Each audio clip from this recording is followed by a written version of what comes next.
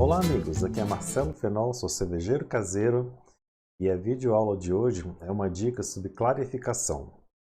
Então muitas pessoas ficam pensando em clarificação como uma questão única e pontual da nossa mosturação, da nossa braçagem, né? Ou da nossa elaboração de cerveja. E eu acho que, do meu ponto de vista, a clarificação é um processo, é algo que percorre desde o início da seleção dos grãos da receita e vai ali até praticamente o pré-envase. Então, vou fazer uma analogia primeiro para vocês entenderem o meu ponto de vista. Põe, por exemplo, que você queira limpar um chão que está muito sujo. Você simplesmente vai passar ali um pano molhado para tentar limpar esse chão? Às vezes não, né? Às vezes tem tanta sujidade que primeiro você tem que passar uma vassoura para tirar o grosso com a pazinha. Depois, de repente, você passa ali uma escova com água e sabão para esfregar nas juntas, né? Depois você passa um pano molhado. E aí, por último, se você vê aquela sujeirinha ali no pontinho, você vai lá com uma escova ainda e tira aquela sujeira que ficou no cantinho. É um processo que você vai melhorando a limpeza ao longo das etapas que você faz. A mesma coisa, no meu ponto de vista, é a clarificação da cerveja. Então, se você quer uma cerveja límpida, mais cristalina possível, você tem que pensar nisso desde a época da elaboração da sua receita. Por exemplo, se você vai usar uma levedura que ela tem uma fermentabilidade alta, geralmente as leveduras de fermentabilidade alta são leveduras que ficam muito tempo em suspensão. Se elas ficam muito tempo em suspensão, então elas têm mais dificuldade em flocular e deixar a cerveja límpida, né? Exemplo, as leveduras, por exemplo, de saison. São leveduras que ficam mais tempo ali fermentando, geralmente deixa a cerveja mais turva. Em relação aos ingredientes, tem também ingredientes que eles atrapalham a turbidez, né? Eles promovem a turbidez, atrapalham a clarificação. Por exemplo, são todos ingredientes que têm alta carga proteica, como o trigo, o centeio, até mesmo a aveia, ou ingredientes que são naturalmente problemáticos, como qualquer cereal não maltado, como cereais na forma de flocos, né? Eles atrapalham aí na clarificação. A parte também de lúpulo também pode atrapalhar, né? O excesso de matéria verde de lúpulo utilizado na receita também atrapalha ali a clarificação da sua receita. Então, tudo isso são fatores que, somados, vão promover ou a maior limpeza ou a maior turbidez da cerveja. Uma vez aí que você já trabalhou a parte de ingredientes, que ela não é problema, vamos pensar agora na mosturação. Tem alguma coisa na mosturação que pode ser feita para promover a limpeza? Sim, tem. É a tal da recirculação contínua. Quanto mais você recircular o seu mosto, mais o bagaço vai filtrar os elementos, principalmente sólidos em suspensão, principalmente partículas ali de amido, de casca, que eventualmente foram moídas em um tamanho muito reduzido e que ficam em suspensão na tua cerveja. Então, se você não fizer nenhum tipo de recirculação, você vai ter um mosto mais sujo, mais turvo. Se você faz só no finalzinho, às vezes de forma manual, com uma caneca, você já vai ter um ganho muito bom. Se você faz ao longo do processo continuamente com uma bomba que fica todo o tempo recirculando, além de você ter os ganhos da homogeneização, né, da temperatura, você também vai ter aí um mosto mais límpido na hora de você fazer a trasfega ali para a parte de fervura, né? Seja você fazendo esparge ou não. Uma vez que esse mosto já está ali na panela de fervura, também tem coisas que você pode fazer que podem contribuir para ter um mosto mais limpo. Uma delas, por exemplo, é você usar aqueles cestos inox, onde você joga ali o lúpulo e na hora que você faz uma recirculação, você joga toda a volta do teu mosto dentro desse cesto. Então aquilo também vai promover durante a fervura uma recirculação daquilo lá. É óbvio que tem muitas bombas que não suportam a alta temperatura da fervura para fazer recirculação. Então a primeira coisa que você tem que ver é se seu equipamento está adequado a isso, ok?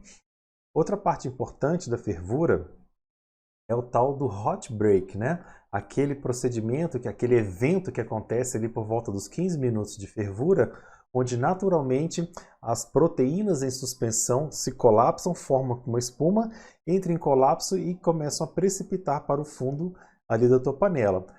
Ao ocorrer numa fervura intensa, o evento do hot break é importante para você ter essa coagulação das proteínas.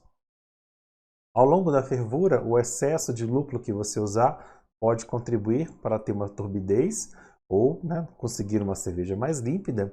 E ali você já pode também estar pensando, né, no finalzinho da fervura em alguns elementos afinantes, né, alguns elementos que promovem aí a concentração das partículas sólidas, principalmente das proteínas, de forma que elas possam colapsar no término da fervura. Um desses agentes afinantes mais comum é o tal do IFLOC, né? O IFLOC a gente tem ele em várias versões, geralmente pastilha ou ele em pó, granulado. E o papel do IFLOC é justamente fazer uma atração eletromagnética entre as partículas de forma que elas se juntem e se colapsem, principalmente depois que começa o resfriamento. Uma coisa importante do IFLOC é que ele pode ajudar ou pode até mesmo atrapalhar em excesso. O IFLOC ele tem um ponto ótimo desejável. Se você colocar uma quantidade excessiva, pode ser que você não consiga fazer essa atração. E aí acaba que lá no finalzinho, quando você estiver fazendo a trasfega da fervura para o fermentador, todo aquele moço da cerveja fique turvo novamente. Então tente sempre acertar a quantidade ótima aí, adequada de IFLOC para a tua receita. Eu acho que esse IFLOC está muito ligado também a maior G. Quanto maior é o G, maior vai ser a quantidade de IFLOC. Quanto menor o G, menor a quantidade também. Não só o volume de cerveja. Isso na minha experiência, ok? Outras pessoas podem ter aí outro ponto de vista. Na média, para fazer ali de 20 a 30 litros de cerveja, eu tenho usado meia pastilha de IFLOC. Então, na média, meia pastilha de IFLOC tem sido a quantidade melhor para a gente conseguir fazer aí uma boa clarificação.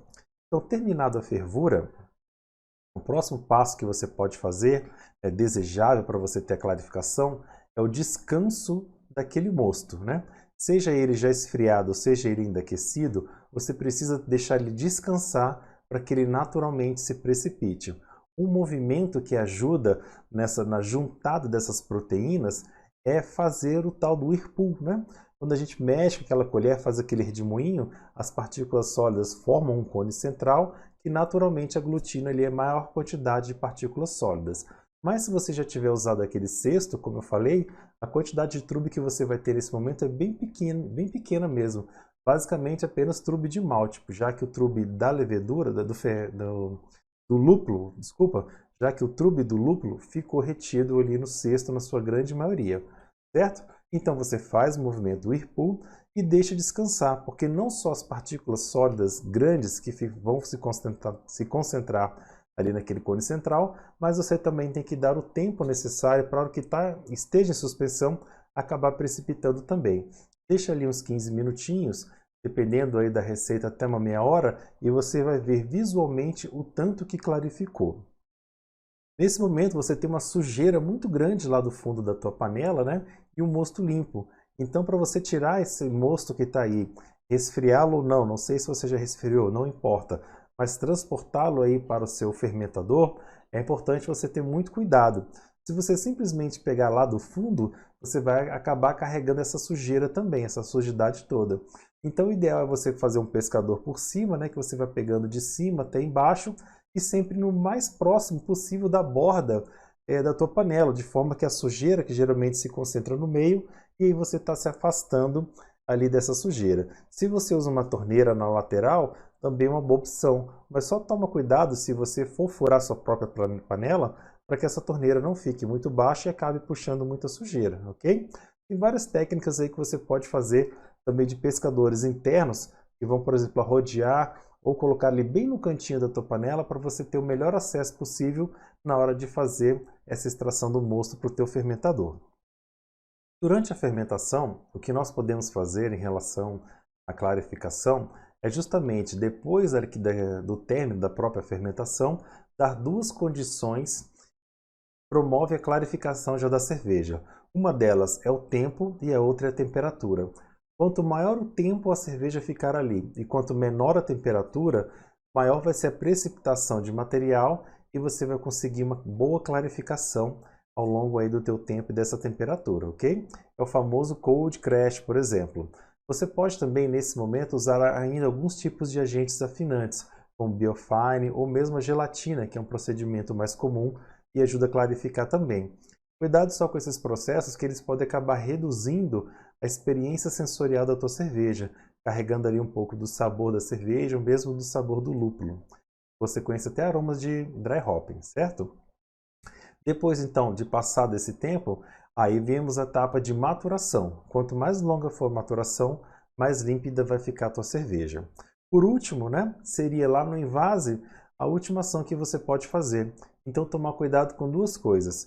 Primeiro delas é a adição de oxigênio ao processo, porque se você incorporar muito oxigênio ali na tua cerveja, na hora que você fizer priming, você vai ter uma atividade reprodutiva de leveduras muito grandes. E aí você vai ter uma biomassa de levedura muito grande no fundo ali da tua garrafa. E isso não é desejável, porque vai acabar deixando turva também. Então faça uma trasfega para as garrafas com a menor quantidade possível de oxigênio, faça o priming e espere aí um tempo para você poder estar provando essa cerveja. E aí, a última das etapas seria o próprio serviço, né? Evitar nas suas garrafas onde você fez priming, de servir ela até o final, né? Pegue lá a sua garrafa, com cuidado, comece a fazer o serviço, servir, encher o copo. Quando você vê que está faltando ali 2 dedinhos para terminar, esquece aquele restinho e deixa lá para o santo, né? Aquele pedacinho final ali pode trazer muita sujeira e acabar sujando toda a tua cerveja. Beleza? Então, pessoal, a ideia era essa. Queria passar brevemente aí vários aspectos que promovem a clarificação da cerveja, para que vocês, de alguma forma, pensem de uma forma sempre ampla. Ah, eu botei gelatina e minha cerveja não ficou límpida. Talvez você tenha errado em várias outras partes do teu processo. Se você busca realmente uma cerveja muito límpida, você tem que ter atenção a todas essas características, né, todos esses passos, para você poder ter aí na tua casa uma cerveja limpa, sem ter que realizar atividades complexas e industriais, como filtros de terra decatomassa, né, ou filtros, aí até mesmo filtros de água que são usados às vezes para promover a limpeza. Beleza? Então é isso aí, espero que vocês tenham gostado dessa dica. Um forte abraço e até a próxima videoaula. Fiquem com Deus, boas cervejas. Mais uma coisa, quero lembrar de vocês dos nossos cursos avançados que estão lá no nosso site bit.ly/fabricar. Tem muita informação muito boa lá para você. E também da promoção aí, se você é um aluno regular, né, faça um feedback para mim, me mande a sua opinião, seu comentário por meio de um vídeo feito no WhatsApp de 10 a 40 segundos sobre o que você acha dos nossos cursos e que você gosta ou não gosta do nosso canal. A melhor opinião vai ganhar uma cerveja ou um vale-curso para você estar presenteando alguém ou você mesmo, ok?